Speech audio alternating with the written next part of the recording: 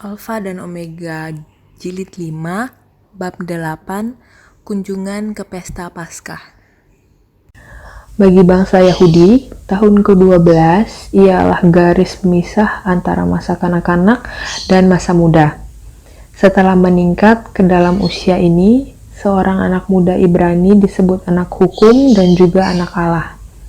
Ia diberi kesempatan istimewa untuk pelajaran agama dan diharapkan untuk mengikuti berbagai pesta dan upacara keagamaan.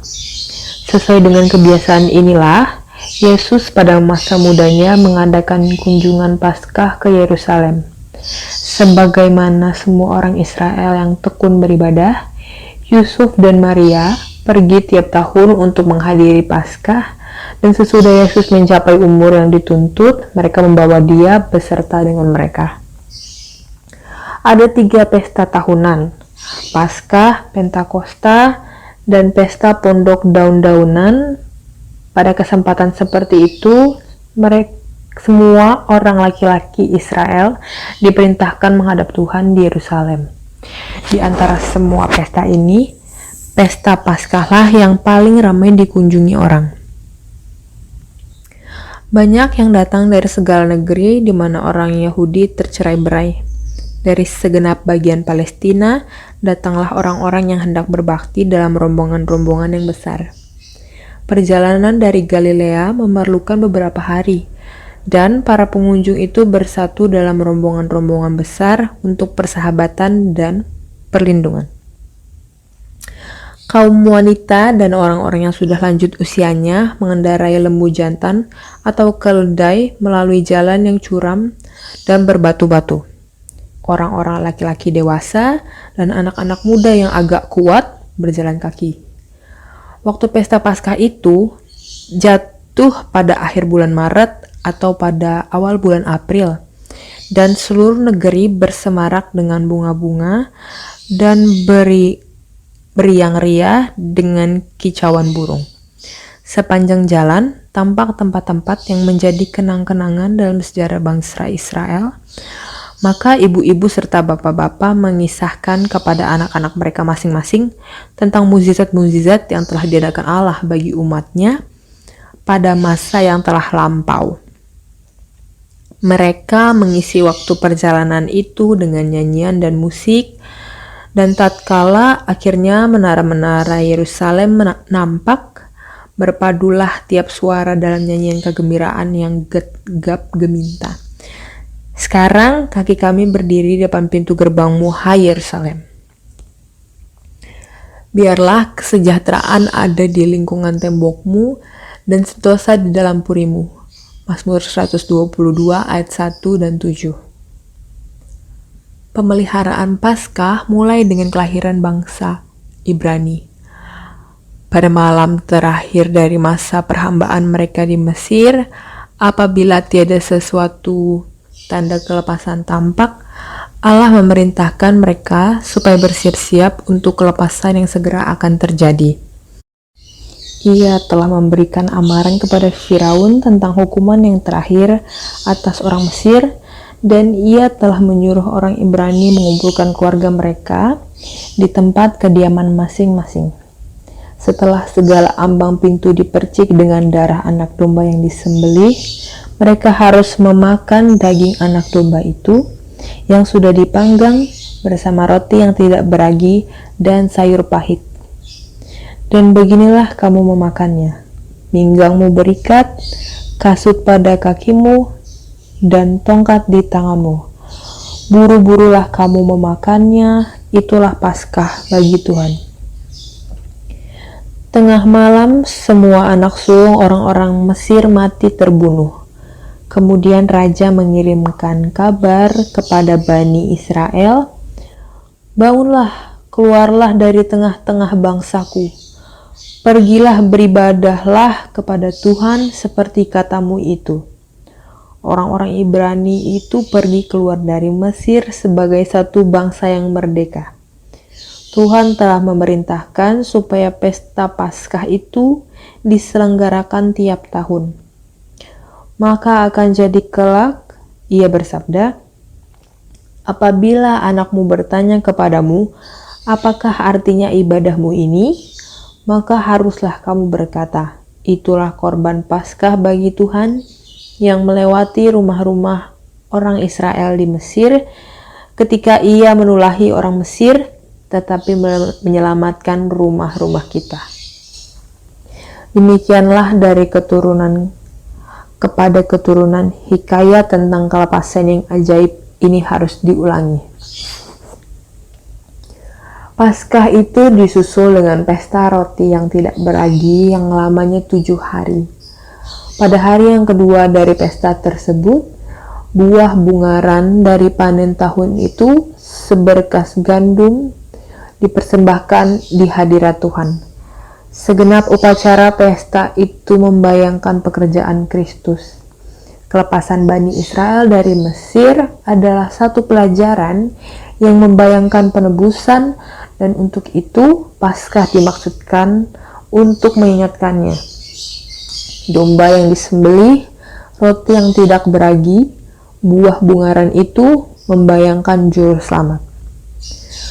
Bagi kebanyakan orang pada zaman Kristus, pemeliharaan pesta ini telah merosot menjadi sekadar hari raya upacara saja. Tetapi betapa besarnya artinya bagi putra Allah. Inilah kali yang pertama Yesus melihat bait suci. Ia melihat imam-imam yang berjubah putih melakukan tugas mereka dengan penuh hikmat. Ia melihat korban yang bergelimangan darah di atas mezbah korban. Bersama dengan orang-orang yang berbakti, ia tunduk berdoa, sementara asap dupa naik di hadirat Allah. Ia menyaksikan upacara Paskah yang mengesankan itu. Hari demi hari, ia melihat arti semuanya dengan bertambah jelas. Tiap perbuatan tampaknya terikat dengan hidupnya sendiri. Getaran-getaran baru timbul dalam dadanya. Dengan tenang dan penuh perhatian, ia nampaknya mempelajari sebuah soal yang pelik. Rahasia tugasnya sedang terbuka bagi juru selamat. Karena terlalu asyiknya memikirkan peristiwa ini, ia tidak tinggal tetap di samping orang tuanya. Ia berusaha menyendiri.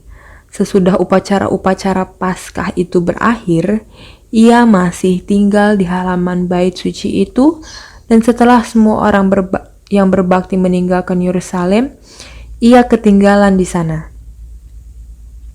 Dalam kunjungannya ke Yerusalem ini, orang tua Yesus ingin memperkenalkan dia dengan guru-guru besar di kalangan orang Israel.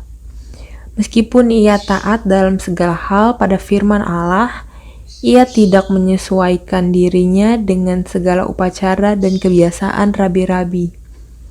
Yusuf dan Maria mengharap supaya ia dapat dipimpin untuk menghormati rabi-rabi yang terpelajar dan memberikan perhatian yang lebih besar kepada tuntutan-tuntutan mereka.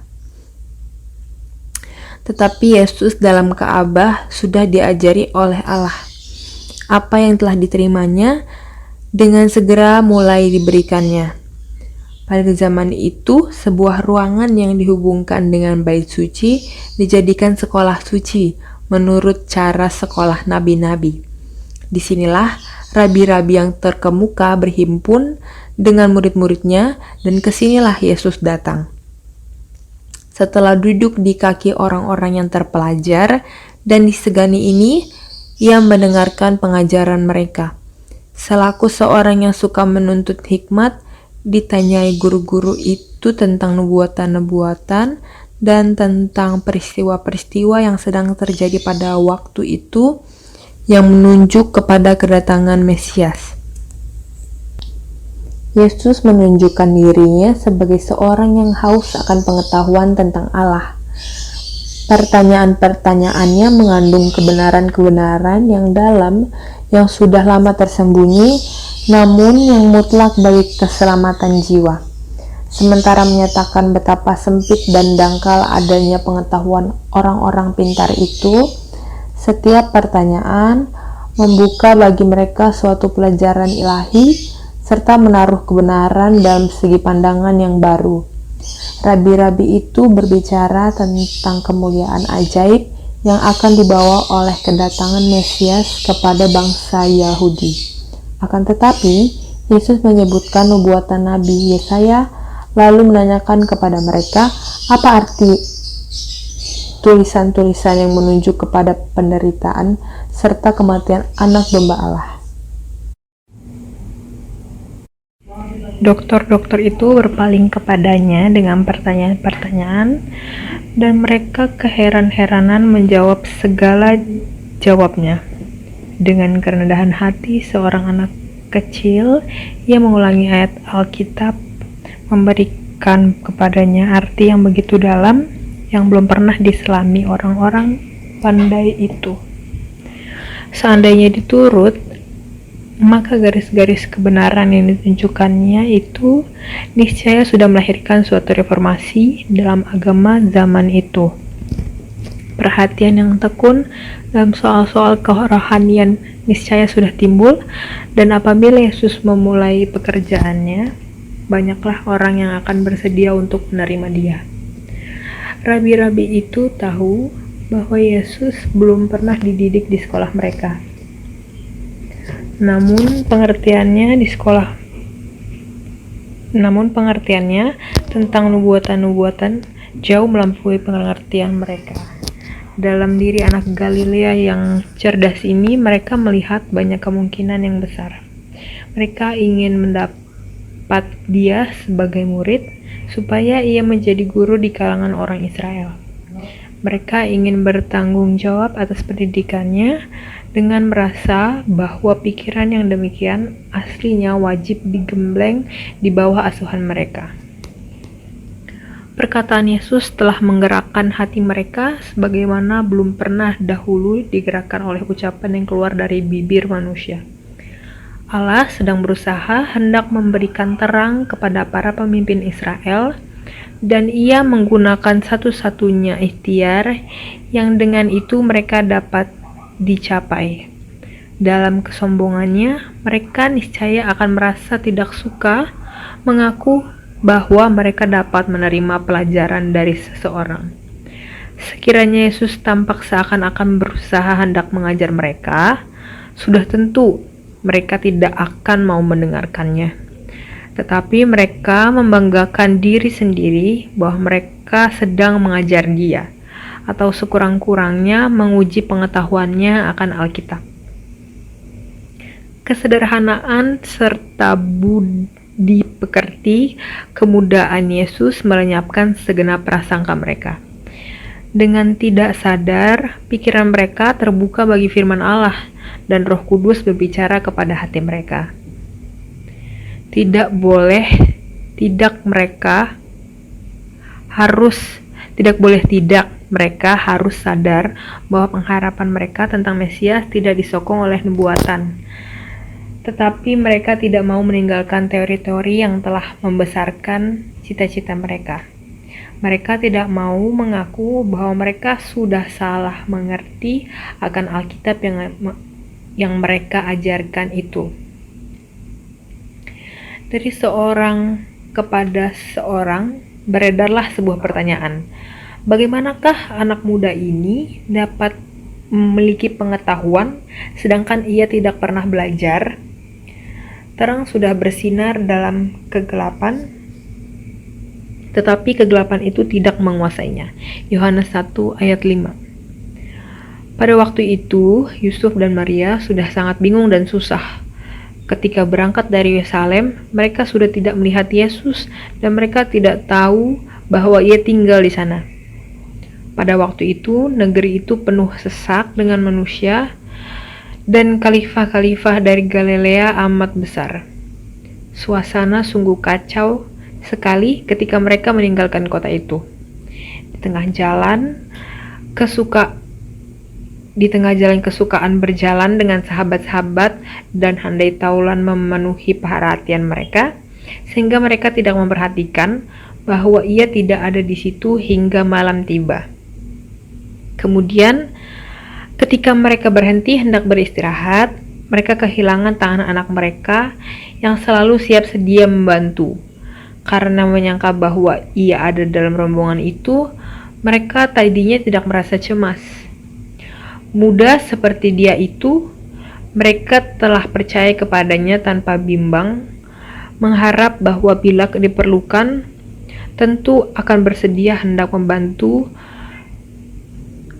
adanya keperluan-keperluan mereka sebagaimana kebiasaannya. Tetapi saat ini kekhawatiran mereka timbul. Mereka mencari dia di seluruh rombongan mereka itu, tetapi sia-sia belaka. Sedang dengan perasaan gemetar, mereka teringat bagaimana Herodes sudah mencoba hendak membinasakan dia waktu ia masih bayi. Kekhawatiran hebat memenuhi hati mereka. Dipersalahkannya diri sendiri dengan amat sangat. Setelah kembali ke Yerusalem, mereka terus-menerus mencari. Keesokan harinya, sedang mereka bersama-sama dengan orang-orang yang berbakti, suatu suara yang mereka kenal menarik perhatian mereka. Tidak mungkin salah lagi. Tiada suara lain yang serupa dengan suaranya, begitu sungguh-sungguh dan tekun namun begitu manis lagunya. Di sekolah rabi-rabi itu, mereka menemukan Yesus. Meskipun sangat bersuka, mereka tidak dapat melupakan kesusahan serta kekhawatiran mereka yang telah lalu. Sesudah ia bersama-sama dengan mereka kembali, ibu itu berkata dalam perkataan yang mengandung teguran, "Nak, mengapa engkau berbuat demikian terhadap kami? Bahwa bapamu dan aku dengan cemas mencari engkau." "Mengapa kamu mencari aku?" sahut Yesus. "Tidakkah kamu tahu bahwa aku harus berada di dalam rumah Bapakku?" Waktu itu mereka tidak mengerti perkataannya. Ia menunjuk ke atas. Pada wajahnya tampak sinar yang mengherankan. Keilahian sedang memancar dari kemanusiaan. Ketika menemukan dia di dalam Ka'bah, mereka sempat mendengar apa yang berlangsung antara dia dan rabi-rabi itu, dan mereka tercengang-cengang mendengar segala pertanyaan dan jawabnya. Perkataannya melahirkan buah pikiran yang tidak pernah terlupakan, dan pertanyaannya kepada mereka mengandung suatu pelajaran. "Tidakkah kamu tahu," katanya, "bahwa aku harus berada di dalam rumah Bapakku?" Yesus sedang mengerjakan pekerjaan yang ia telah datang ke dunia ini untuk mengajarkannya, tetapi Yusuf dan Maria sudah melalaikan pekerjaan mereka sendiri. Allah telah mengaruniai mereka kehormatan besar dalam mempercayakan putranya kepada mereka. Malaikat-malaikat suci telah memimpin perjalanan Yusuf untuk menjaga nyawa Yesus. Akan tetapi, sehari suntuk mereka telah kehilangan dia yang seharusnya tidak boleh mereka lupakan sekejap mata pun. Maka apabila kekhawatiran hati mereka sudah lalu, mereka bukannya mempersalahkan diri sendiri, melainkan melemparkan kesalahan itu kepadanya. Adalah wajar bagi orang tua Yesus untuk menganggap dia sebagai anak mereka sendiri. Ia ada di antara mereka setiap hari. Kehidupannya dalam banyak hal adalah serupa dengan kehidupan anak-anak yang lain, sehingga sukarlah bagi mereka untuk menginsafi bahwa ialah putra Allah. Mereka hampir gagal untuk menghargai berkat yang dikaruniakan kepada mereka dalam hadirat penebus dunia. Kesusahan hati akibat perpisahan mereka dari dia dan teguran halus yang terkandung dalam perkataannya itu dimaksudkan untuk mengingatkan kepada mereka betapa sucinya tanggung jawab yang diserahkan kepada mereka. Dalam jawabnya kepada ibunya, Yesus menunjukkan untuk pertama kalinya bahwa ia mengerti hubungannya dengan Allah. Sebelum ia lahir, malaikat juga berkata kepada Maria, "Ia akan menjadi besar dan akan disebut Anak Allah yang Maha Tinggi. Dan Tuhan Allah akan mengaruniakan kepadanya tahta Daud, bapa leluhurnya, dan ia akan menjadi raja atas kaum keturunan Yakub sampai selama-lamanya. Lukas 1 ayat 32 dan 33. Perkataan ini sudah direnungkan Maria dalam hatinya, namun meskipun ia yakin bahwa anaknya itu harus menjadi Mesias bagi umat Israel, ia tidak mengerti akan tugasnya. Kini ia tidak mengerti akan perkataannya, tetapi ia tahu bahwa anaknya itu telah menyangkal tali kekeluargaan dengan Yusuf dan telah menyatakan bahwa ialah putra Allah. Yesus tidak mengabaikan hubungannya dengan orang tuanya yang di dunia ini. Dari Yerusalem, ia pulang ke rumah bersama mereka dan ia membantu mereka dalam pekerjaan sehari-hari. Ia menyembunyikan rahasia tugasnya dalam hatinya sendiri, menanti dengan taat saat yang telah ditentukan baginya untuk memulai pekerjaannya. 18 tahun lamanya sudah ia mengakui bahwa ialah putra Allah. Ia mengakui tali yang mengikatkan dia ke rumah tangga yang di Nazaret dan melakukan segala kewajiban seorang anak, seorang saudara, seorang sahabat, dan seorang warga negara. Oleh karena misinya sudah terbuka bagi Yesus dalam bait suci, menghindari hubungan dengan orang banyak. Ia ingin pulang dari Yerusalem dengan diam-diam bersama dengan mereka yang tahu akan rahasia hidupnya.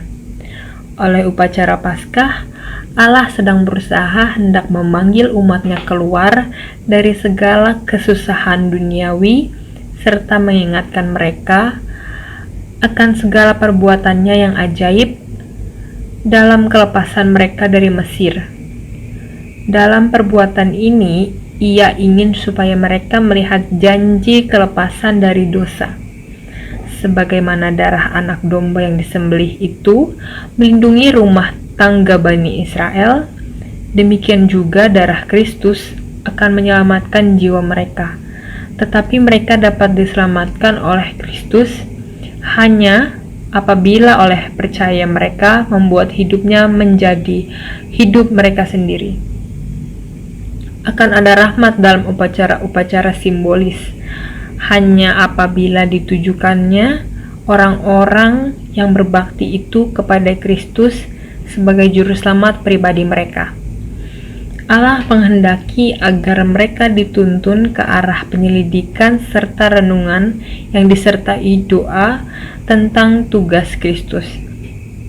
Tetapi sesudah orang banyak itu meninggalkan Yerusalem, kegembiraan sepanjang perjalanan dengan percakapan pada teman-teman memenuhi perhatian mereka, sehingga upacara yang baru mereka saksikan itu dilupakan. Juru selamat tidak tertarik pada rombongan mereka itu. Ketika Yusuf dan Maria pulang dari Yerusalem sendiri dengan Yesus, ia berharap hendak menunjukkan pikiran mereka kepada nubuatan-nubuatan tentang juru selamat yang akan menderita. Di atas bukit Golgota, ia berusaha meringankan duka cita ibunya. Kini, ia tengah memikirkan tentang ibunya. Maria harus menyaksikan penderitaannya yang terakhir, dan Yesus menghendaki agar ia mengerti tugasnya, supaya ia dapat menjadi kuat untuk menderita, manakala pedang itu menerusi jiwanya nanti. Sebagaimana Yesus telah terpisah daripadanya dan ia telah mencari dia dengan diliputi duka cita 3 hari lamanya, demikian juga bila mana ia dipersembahkan karena dosa-dosa dunia ini, ia akan terpisah pula daripadanya 3 hari lamanya. Maka apabila ia keluar dari kubur, duka citanya akan berubah pula menjadi sukacita. Akan tetapi, ia akan jauh lebih kuat menanggung kesengsaraan karena kematiannya, sekiranya ia mengerti segala nubuatan ke arah mana Yesus kini mencoba mengalihkan segala pikirannya. Sekiranya Yusuf dan Maria telah memusatkan pikiran mereka pada Allah dengan renungan dan doa, niscaya mereka sudah menginsafi betapa sucinya tanggung jawab yang telah dipercayakan kepada mereka, dan mereka tidak akan kehilangan Yesus. Karena kelengahan sehari mereka kehilangan juru selamat, akan tetapi mereka harus mencari dengan perasaan cemas selama 3 hari untuk menemukan Dia. Demikian juga halnya dengan kita. Dengan perkataan sia-sia, fitnahan, atau kelalaian berdoa, mungkin kita pada satu hari kehilangan hadirat juru selamat, lalu mungkin memerlukan berhari-hari lamanya untuk mendapat Dia dengan susah payah, serta memperoleh kembali damai yang telah hilang dari kita. Dalam pergaulan kita satu sama lain, kita harus berhati-hati supaya kita jangan melupakan Yesus dan berjalan terus dengan tiada mengingat bahwa Ia tidak bersama dengan kita. Apabila hati kita sudah penuh dengan hal-hal duniawi, sehingga kita tidak lagi menaruh ingatan akan Dia yang dalamnya berpusat harapan kita akan hidup kekal, kita memisahkan diri kita dari Yesus dan dari malaikat-malaikat surga. Makhluk-makhluk suci tidak dapat tinggal di tempat hadirat Yesus yang tidak diingini, dan ketiadaan hadiratnya tidak diperhatikan. Inilah sebabnya mengapa perasaan tawar hati begitu sering dialami oleh orang-orang yang mengaku pengikut Kristus. Banyak orang menghadiri acara kebaktian dan mereka disegarkan serta dihiburkan oleh firman Allah.